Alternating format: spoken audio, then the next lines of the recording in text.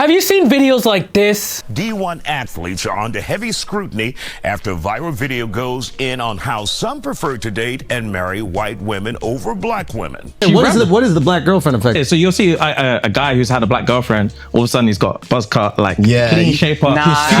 They shave their hair because they start losing it. Because they're so stressed being around this black girl complaining about shit all the fucking time. They grow a beard because there's more cushion when they get slapped the fuck out of. Or like this. All of my friends who are married to white women or women outside of their quote unquote race are married because these women were loving to them, kind to them, supportive of them.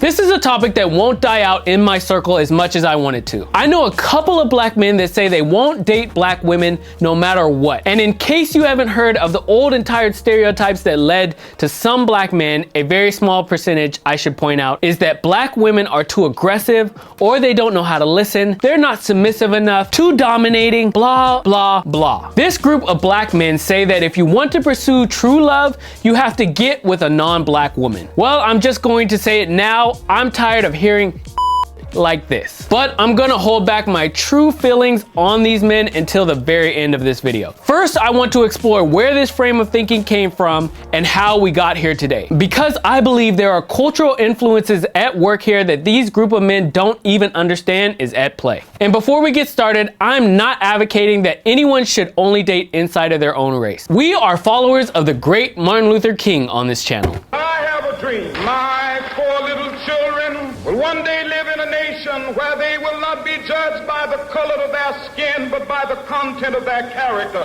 I'm also going to quote an amazing book I read lately called Stamped from the Beginning by Ibram X. Kendi. This book is amazing. Everyone should read it. So first, let's examine some history. The history of African-American female stereotypes in the United States is deeply rooted in centuries of racial and gender bias, which began during the transatlantic slave trade and was reinforced through various social, political, and cultural systems. These stereotypes have evolved over time, but have consistently served to dehumanize and marginalize black women. Some of the most damaging stereotypes include the mammy, the Jezebel, and angry black woman, all of which have been used to portray black women as aggressive, unattractive, and hypersexual. The mammy stereotype is one of the earliest and most prevalent depictions of black women as loyal, asexual, and a nurturing caretaker for white families. The mammy was often depicted as overweight, unattractive, and content with her subservient role. This image served to contrast black women with white women,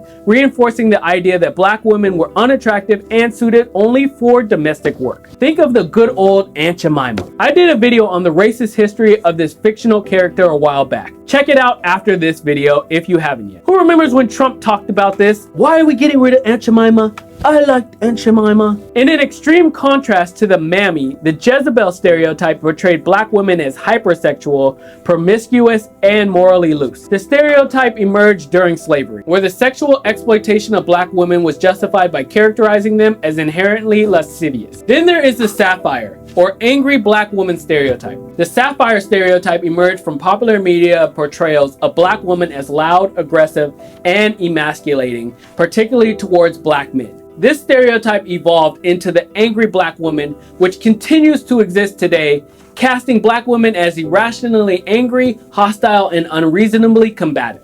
Through all of these stereotypes, black women were constructed as both physically and emotionally less desirable in comparison to white women. The mammy's lack of femininity and sexual appeal, the Jezebel's hypersexuality, and the sapphire's aggression have all worked to position black women as outside the bounds of acceptable womanhood. All of these started during slavery times. So are we really surprised that black women are portrayed as these awful stereotypes? In Ibram X. Kendi's Stamped from the Beginning, the definitive history of racist ideas in America, Kendi traces the history of these racist and sexual ideas, noting how they were deliberately constructed to justify oppression. He discusses how black women since the era of slavery were cast in stereotypes to support racist hierarchies. The stereotype of the angry black woman, Kendi points out, has been weaponized to discredit black women who speak out against their racial injustice. And while we're at it, we might as well examine the preference for light-skinned or fair-skinned women over dark-skinned women in America, although this issue is a global one. This issue is not just cross-racial, but within racial groups too, like the black community. This phenomenon is often referred to as colorism, a form of discrimination where individuals with lighter skin tones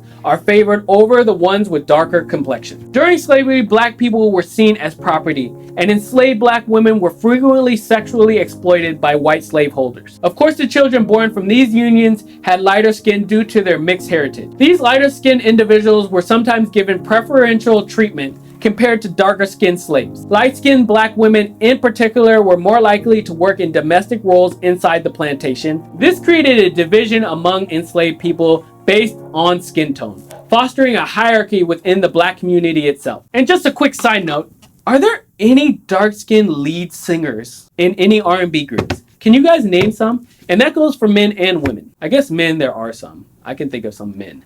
But when it comes to women, can you name any off the top of your head? Leave a comment below. So we have two issues here. We have several negative stereotypes of black women that have gone mainstream, and the black women that are preferred or picked are the ones that have physical resemblances to white women. The negative view of black women is also present in the black community, in the men I mentioned at the start of this video, which brings me back to the whole point of this whole lecture on history. Are these specific black men just victims of the mass propaganda against their own women? I personally have to say I believe so. There are these tired stories of black men becoming successful and running off to marry a white woman. These black entertainers with non-black wives are like idols to the group of black men who point to them and say, "See what I'm talking about?"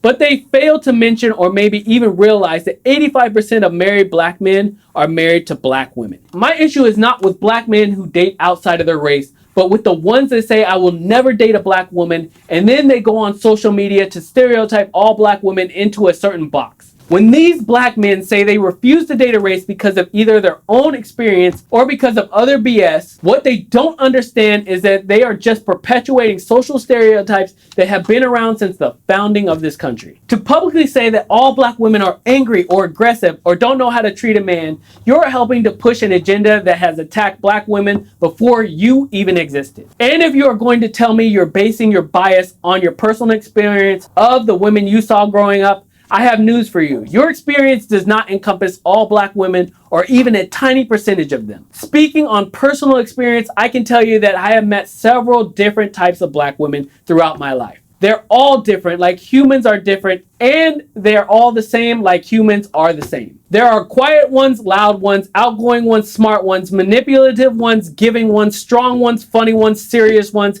and the list goes on and on and on. Even though I will admit there are cultural issues that both black men and black women need to fix, especially dealing with each other, going on the internet and saying your personal grievances does not fix anything. And notice I said black men too. Our issues are community issues, not black women issues.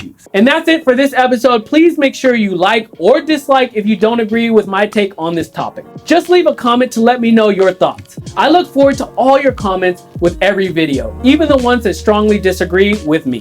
And also, blackexcellence.com is planning some huge changes in the future where we'll be doing live interviews and introducing new shows. Please come again, like, subscribe, do all of that. You can find the link to the book below if you want to check it out yourself.